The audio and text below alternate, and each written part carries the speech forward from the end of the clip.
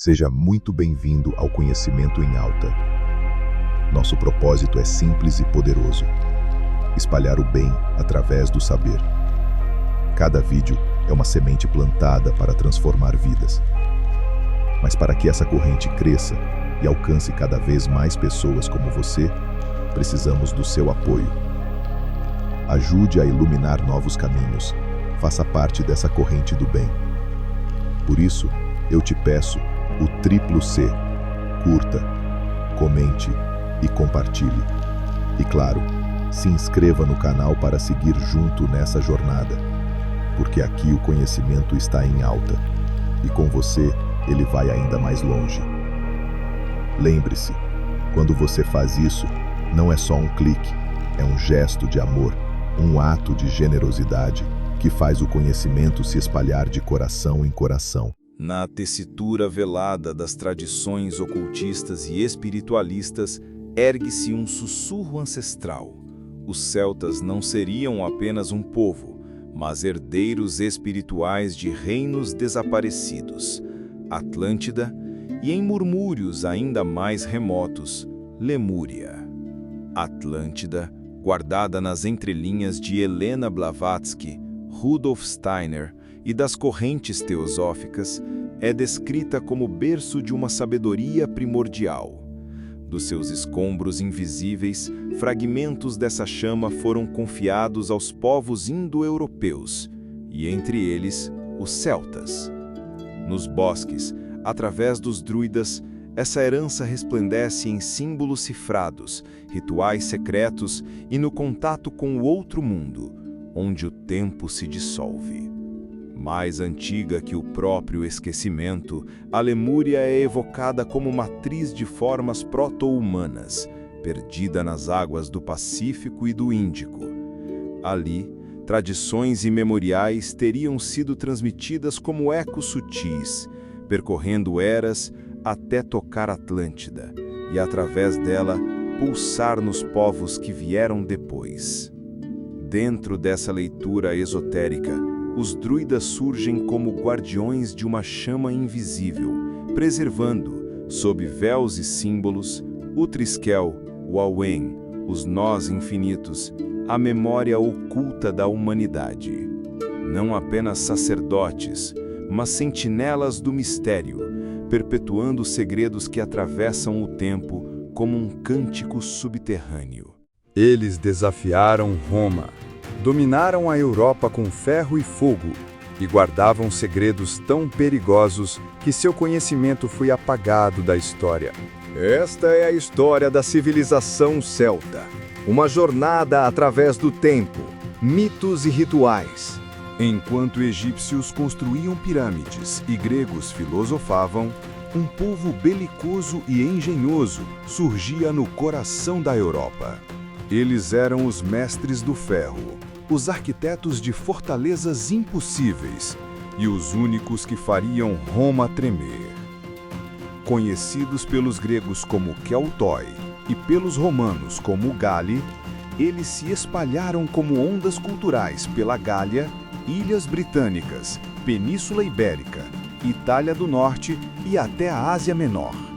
Uma diáspora que moldou a história de um continente.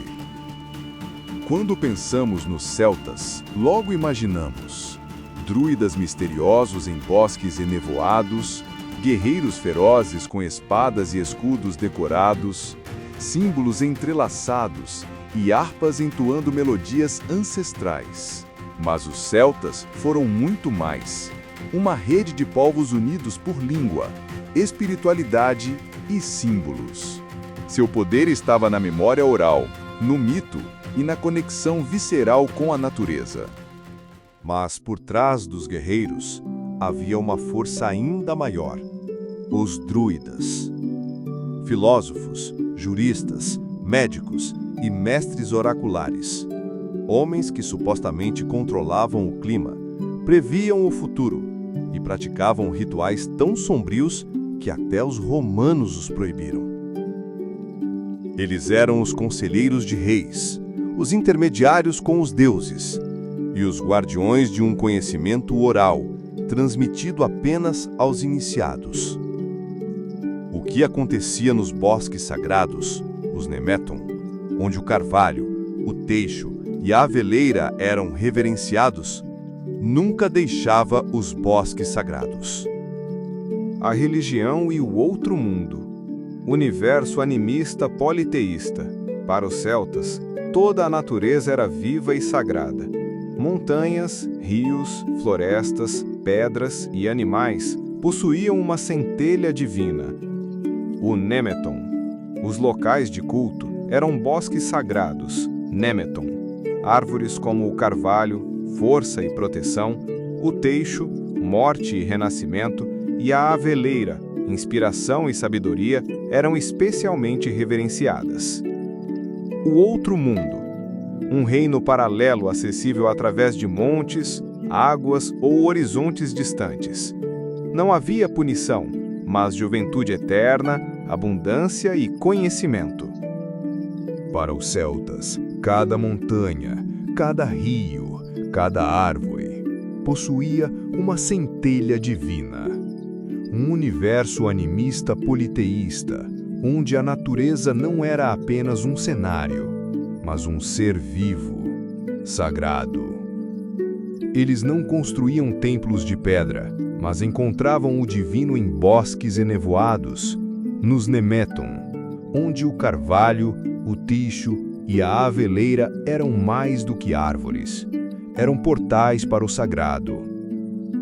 E o que dizer do outro mundo? Não um inferno de punição, mas um reino paralelo de juventude eterna, abundância e conhecimento. Acessível através de montes, águas ou horizontes distantes. Um lugar onde Dagda, o deus da abundância, e Brigid, a deusa do fogo e da poesia, reinavam. Mas o que realmente acontecia quando um celta cruzava o véu para esse reino enigmático? Vamos entrar no mundo místico dos druidas, sacerdotisas e bardos. Os druidas eram filósofos, juristas, médicos e mestres oraculares. Transmitiam conhecimento oralmente e serviam como conselheiros de reis e intermediários com os deuses. As sacerdotisas canalizavam o feminino sagrado como profetisas e curandeiras, associadas à Mãe Terra e aos ciclos da vida. Os guardiões da memória coletiva, através da poesia e música, que também atuavam como profetas poéticos, transformando visões em oráculos, eram chamados de Bardos e Fílid.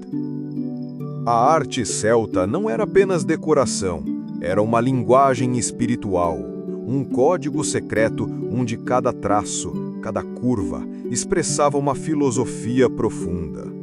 O triskel, símbolo de vida, morte e renascimento, ecoa a eterna dança da existência. Os nós celtas, intrincados e sem fim, revelam a interconexão de tudo. E o Awen, a inspiração divina, a harmonia que guiava seus bardos e poetas. Mas não eram apenas formas abstratas. Os animais totêmicos, como o javali, símbolo de coragem inigualável, ou o corvo, mensageiro de profecias sombrias, eram guias espirituais.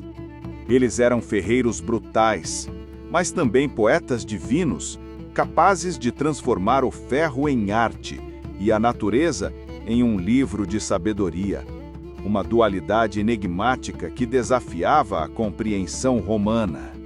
A vida celta era uma dança com as estações, marcada por um calendário ritual que pulsava com a própria natureza.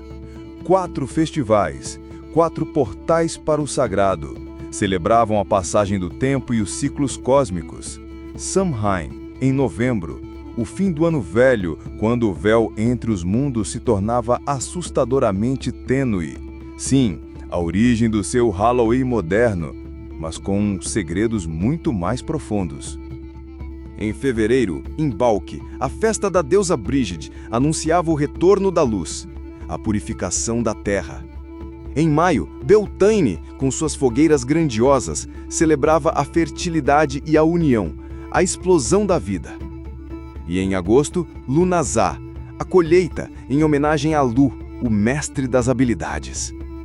Cada festival, um elo inquebrável com o universo, uma prova de que a vida era um ritual contínuo. Os celtas não tinham um tarô ou um I Ching, mas seu sistema oracular era ainda mais enigmático, mais visceral. O oráculo celta era plural, orgânico, uma teia de presságios na natureza. O voo das aves, as formas das nuvens, os movimentos dos astros, tudo era um sinal, uma mensagem do outro mundo.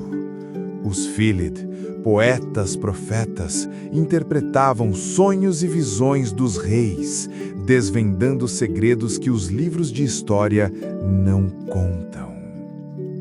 E o Ogham, o alfabeto árvore, usado para lançar varetas e pedras, revelando padrões ocultos. Ou os espelhos d'água, os redemoinhos que induziam estados alterados de consciência para obter conhecimento direto. Uma sabedoria proibida que desafiava a lógica romana e que, talvez, ainda ecoe em segredos obscuros de nossa própria mente. Os rituais celtas não eram confinados a templos, mas realizados sobre o céu aberto, em locais onde a própria terra respirava o sagrado. Bosques de carvalho, fontes borbulhantes. Ali, os elementos da natureza, terra, ar, fogo e água, eram reverenciados como portadores de uma energia elemental inigualável. Cada ritual, uma dança com o cosmos, uma forma de manter o equilíbrio com as divindades. E as oferendas. Evidências arqueológicas revelam objetos valiosos, joias, armas, depositados em lagos e poços sagrados. Não como sacrifícios, mas como uma comunicação profunda com o outro mundo. Uma forma de nutrir a relação com o divino. A água, vista não apenas como fonte de vida, mas como um portal líquido para um mundo espiritual. E o caldeirão, um símbolo de renascimento, de abundância. A promessa de que a vida, mesmo após a morte, retornaria em um ciclo eterno. Eles não deixaram impérios de pedra, como Roma. Não ergueram pirâmides grandiosas, como o Egito. Mas o legado celta, esse é imaterial, mas tão poderoso que sobrevive até hoje.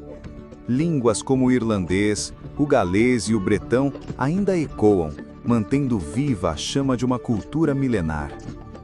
Manuscritos e iluminuras, como o aterrorizante e belo livro de Kells, preservam a arte celta, um labirinto de símbolos que ainda nos fascina.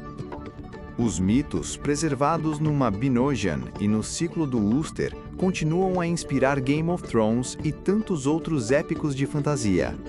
E o Halloween? Sim, aquela festa que você celebra tem suas raízes no Samhain celta, um festival onde o véu entre os mundos se abria. Seus símbolos eternos ecoam em tatuagens, músicas e até em espiritualidades neopagãs, uma conexão com a natureza que inspira movimentos ecológicos contemporâneos. Eles eram ferreiros brutais, mas também poetas divinos, e seu verdadeiro poder foi transformar natureza e mito em uma eternidade que permanece viva no imaginário coletivo. Se esse vídeo acendeu uma faísca dentro de você, parabéns, a jornada começou.